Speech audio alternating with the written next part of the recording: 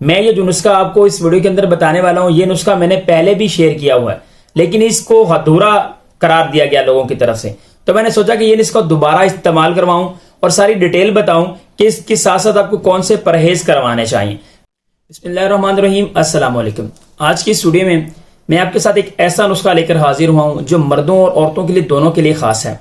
کچھ عورتوں کو یا مردوں کو بانجھ پن کا مسئلہ ہو جاتا ہے، لیکن تھوڑا سا بانجھ پن کی تعریف سمجھ لیں، اس کے بعد میں آپ کو وہ نسخہ بتاؤں گا اور اس کے ساتھ میں پرہیز بھی بتاؤں گا، کیونکہ جب بھی آپ کوئی دوائی استعمال کرتے ہو، پرہیز نہیں کرتے، تو اس کے اتنے فوائد نہیں ملتے جتنے کہ آپ کو ضرورت ہوتی ہے۔ کیا ہوتا ہے کہ خواتین جو ہوتی ہیں بانجھ پن کا نام سن کر گھبرا جاتی ہیں۔ یہ اتنی بڑی بیماری نہیں ہے۔ بانجھ پن نارملی سمجھ لیں ایک یا ایک سے زیادہ سال کا عرصہ میاں اور بیوی دونوں اکٹھے رہیں اور اولاد جیسی نعمت سے محروم رہیں تو ان کو بانجھ پن کا نام دے دیا جاتا ہے، جس کو ہم انفرٹیلیٹی بول سکتے ہیں۔ ڈاکٹر حضرات نے اس لفظ انفرٹیلیٹی کو نکال دیا ڈکشنری سے، کیونکہ آئی وی ایف یا آئی او آئی کی مدد سے اولاد جیسی نعمت جو ہے وہ مل سکتی ہے، یہ نہیں ہے، لیکن اس میں اللہ تعالیٰ کی کرنی لازمی ہوتی ہے۔ کچھ آئی وی ایف بھی میں نے فیل ہوتے ہوئے دیکھے ہیں، تو اس طرف جانے سے پہلے آپ ایسا ہی کریں کہ یہ دیسی نسخہ استعمال کر لیں، اللہ تعالیٰ کے حکم سے آپ کو ضرور فوائد ملیں گے۔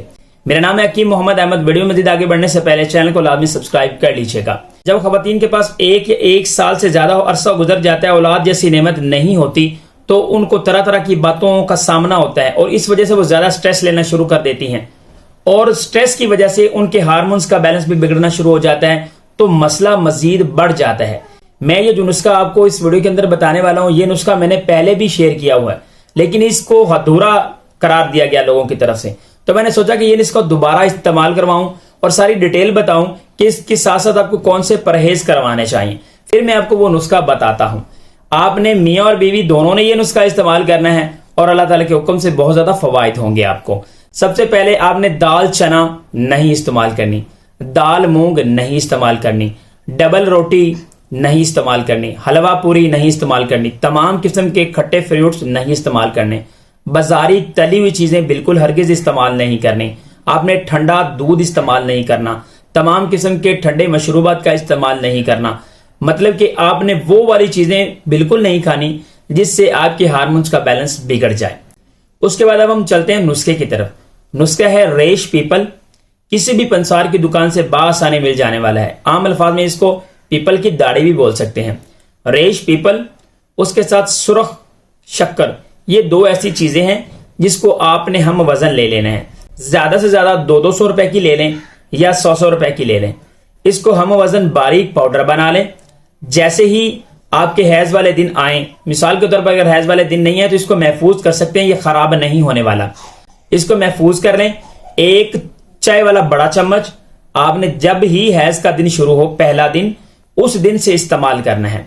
ایک گلاس نیم گرم دودھ کے ساتھ ایک چائے والا بڑا چمچ آپ نے نوش کر لینا ہے اور ویسے ہی اپنے میاں کو استعمال کروانا ہے، اور اس کے بعد یہ پورا حیض والے 7 دن استعمال کرنا ہے۔ جب حیض ختم ہو جائے تو اس کے بعد آپ نے اس کو چھوڑ دینا ہے، اور تقریباً جب اس کو چھوڑا ہوگا اتنے دن بعد، تقریباً 7 دن بعد آپ نے ساتھ رہنا ہے۔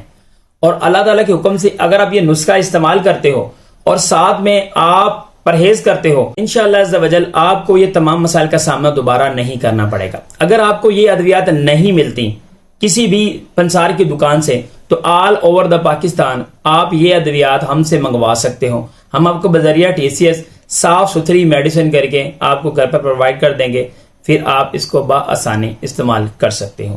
امید کرتا ہوں کہ یہ ویڈیو آپ کو پسند آئی ہوگی۔ Thanks for watching. Ahmed Ali tips.